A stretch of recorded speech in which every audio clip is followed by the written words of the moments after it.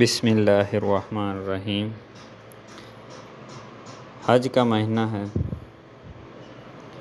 حاجی حضرات حج کے لیے رواں دواں ہیں۔ مکہ سرزمین پر حاجیوں کی آمد کا سلسلہ جاری ہے۔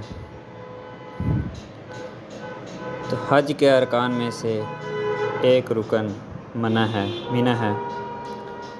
ہم آپ کو مینا کے بارے میں بتائیں گے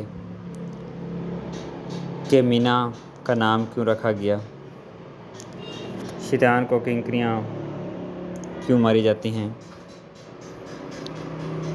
آج حج میں مینا میں کیا ہوتا ہے، حضرت ابراہیم علیہ السلام کا واقعہ کے بارے میں۔ تو آئیے چلتے ہیں اس مقدس وادی کی طرف جہاں قربانی کی عظیم مثال قائم ہوئی۔ کیا آپ جانتے ہیں مینا کا نام کیوں رکھا گیا اور وہاں شیطان کو کنکریاں کیوں ماری جاتی ہیں؟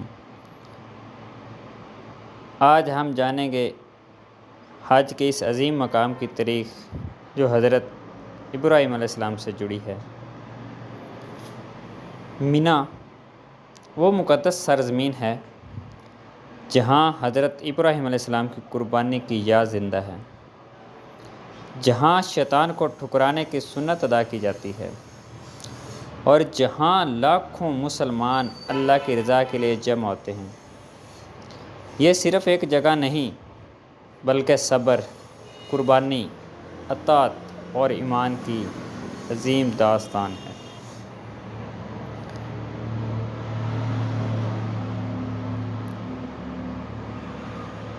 مینا کا نام کیوں رکھا گیا؟ مینا عربی لفظ منی سے نکلا ہے جس کا مطلب قربانی کا خون بہانا یا تمنا کرنا ہے، کیونکہ جہاں حضرت ابراہیم علیہ السلام نے اللہ کے حکم پر قربانی پیش کرنے کا ارادہ کیا تھا، اسی لیے اس جگہ کو مینا کہا جاتا ہے۔ حضرت ابراہیم علیہ السلام کا واقعہ۔ اللہ تعالیٰ نے حضرت ابراہیم علیہ السلام کو خواب میں اپنے بیٹے حضرت اسماعیل علیہ السلام کی قربانی کا حکم دیا۔ حضرت ابراہیم علیہ السلام اللہ کے حکم کے آگے جھک گئے۔ جب قربانی کا وقت آیا تو اللہ تعالیٰ نے حضرت اسماعیل علیہ السلام کی جگہ جنت سے دمبا بھیج دیا۔ یہ واقعہ قربانی اور اطاعت کی عظیم مثال ہے۔ شیطان کو کنکریاں کیوں ماری جاتی ہیں؟ جب حضرت ابراہیم علیہ السلام قربانی دینے جا رہے تھے تو شیطان نے انہیں روکنے کی اور بہکانے کی کوشش کی۔ حضرت ابراہیم علیہ السلام نے شیطان کو کنکریاں مار کر بھگا دیا۔ اسی سنت کی یاد میں آج بھی حاجی جمرات میں شیطان کو کنکریاں مارتے ہیں۔ آج حج میں مینا میں کیا ہوتا ہے؟ مینا میں حج کے دوران لاکھوں حاجی قیام کرتے ہیں۔ 8 ذی الحج کو حاجی یہاں آ کر نماز ادا کرتے ہیں اور اللہ کی عبادت میں وقت گزارتے ہیں۔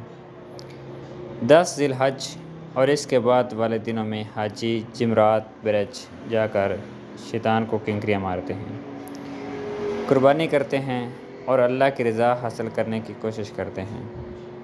مینا آج بھی حضرت ابراہیم علیہ السلام کی قربانی، صبر اور اطاعت کی یاد تازہ کرتا ہے۔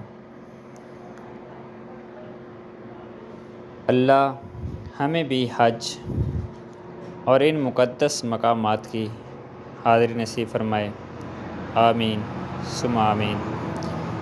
ویڈیو پسند آئے تو رائے ہدایت چینل کو سبسکرائب ضرور کریں۔